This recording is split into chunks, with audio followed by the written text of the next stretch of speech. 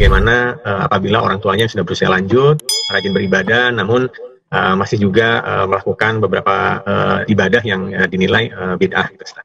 Apakah semua amalannya itu, ini mungkin kekhawatiran seorang anak pada orang tuanya, apakah kemudian diterima amal ibadahnya, kemudian nasibnya bagaimana kelak? Mungkin Ustaz bisa jelaskan. Oh, ya, tafadhol. Baik. Ya. Bagaimana ketika seseorang punya semangat ibadah, tapi ibadahnya tidak semuanya sesuai dengan tuntunan Nabi kita Muhammad sallallahu alaihi wasallam. Iya. Apabila kita mendapati orang tua kita seperti ini, berusahalah untuk memberikan nasihat kepada orang tua tersebut. Ya. Dengan nasihat-nasihat yang tidak menusuk hatinya. Berikan pemahaman bahwa ibadah yang beliau lakukan tidak pernah dilakukan oleh Nabi. Tidak pernah dilakukan oleh para sahabatnya. Sudah kasih pemahaman seperti itu dulu. Kalau ingin menyibukkan diri dengan ibadah, ini ada ibadah yang dulu dilakukan oleh Rasulullah. Dulu dilakukan oleh para sahabat. Ganti ibadah-ibadah itu dengan ibadah-ibadah yang pernah dilakukan oleh Nabi. Dan kasih kesadaran. Misalnya yang ibu lakukan itu dulu tidak pernah dilakukan oleh Rasulullah. Kalau ingin mencari amalan ibadah yang dilakukan oleh Rasulullah, ganti dengan ini. Kalau ingin melakukan ibadah yang dulu dilakukan oleh Rasulullah dan para sahabatnya, ini ada ibadah yang jelas-jelas dasarnya. Ya, kasih ibadah-ibadah yang mampu dilakukan oleh beliau. Agar ya kita bisa mengubah yang tidak baik menjadi baik. Ustaz, gimana kalau sulit, Ustaz? Sulit memberikan nasihat. Mungkin kalau kita tidak bisa melarang orang tua kita melakukan ibadah yang tidak sesuai dengan tuntunan, ya sibukkan orang tua kita dengan ibadah-ibadah yang sesuai dengan tuntunan. Ya kadang orang tidak mau meninggalkan yang sudah menjadi kebiasaannya. Coba bayangkan kalau kita di posisi orang tua. Bisa jadi kita lebih buruk dari itu. Misalnya kita dididik dengan ibadah yang tidak sesuai dengan tuntunan itu sampai umur 50 tahun. Kita tahunya itu ya ibadah. Tiba-tiba setelah itu anak kita datang, terus dia mengatakan, "Ibu, yang selama ini ibu lakukan itu tidak sesuai dengan tuntunan. Jadi yang selama ini ibu lakukan itu tidak diterima semuanya oleh Allah." Kalau bahasa kita seperti itu, ya bisa jadi ibunya akan marah. Kalau itu seorang ayah, bisa jadi ayahnya marah.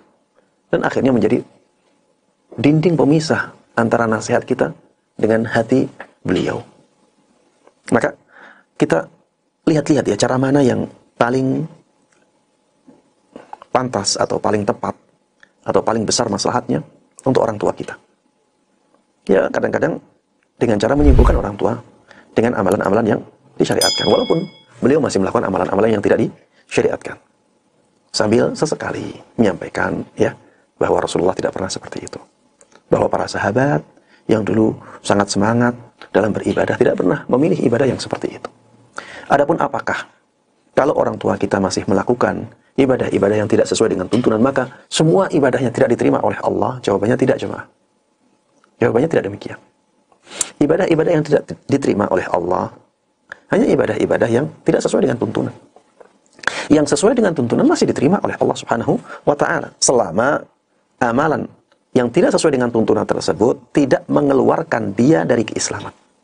Ya karena ada amalan-amalan yang tidak dituntunkan oleh Nabi kita Muhammad sallallahu alaihi wasallam atau sering disebut sebagai bid'ah, itu mengeluarkan seseorang dari keislamannya. Ada yang seperti itu. Ya kalau misalnya amalan itu sampai mengeluarkan dia dari keislamannya, maka otomatis yang lain hilang semua. Tapi kalau amalan-amalan tersebut ya masih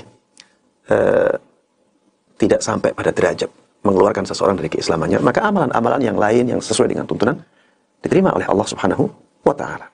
Dan ini seperti dosa ya. Ada orang yang dia melakukan dosa, dia juga melakukan ibadah. Ya bukan berarti kalau dia melakukan dosa berarti ibadahnya menjadi hilang. Ya tidak demikian. Nantinya di akhirat ya amalan baik dan amalan buruk itu ditimbang oleh Allah Subhanahu wa ta'ala. Kalau amalan yang baik kita lebih berat, maka kita akan dimasukkan oleh Allah Subhanahu wa ta'ala ke dalam syurganya. Ya. Jadi amalan buruknya dianggap sudah tidak ada. Tapi sebaliknya, bisa jadi amalan buruk kita lebih banyak, tapi kita masih Islam. Maka apabila keadaannya seperti ini, ada banyak kemungkinan. Kemungkinan yang pertama, dia dicuci di neraka. Setelah bersih dari perbuatan-perbuatan dosanya, setelah bersih dari dosa-dosanya, maka dia diangkat oleh Allah Subhanahu wa taala, dimasukkan ke dalam surga. Bisa jadi dia mendapatkan syafaat. Yang harusnya dia masuk neraka, langsung dimasukkan ke dalam surga. Bisa jadi dia masuk ke neraka, harusnya lama. Tapi sebelum lama di neraka, dia mendapatkan syafaat. Akhirnya Allah masukkan dia ke dalam surga. Kalau yang ditimbang, ya misalnya amalan kekufuran, ya maka dia menghapuskan semua amalan kebaikan dan akan selama-lamanya di neraka. Na'udzubillahi min dzalik. Demikian wallahu taala a'lam.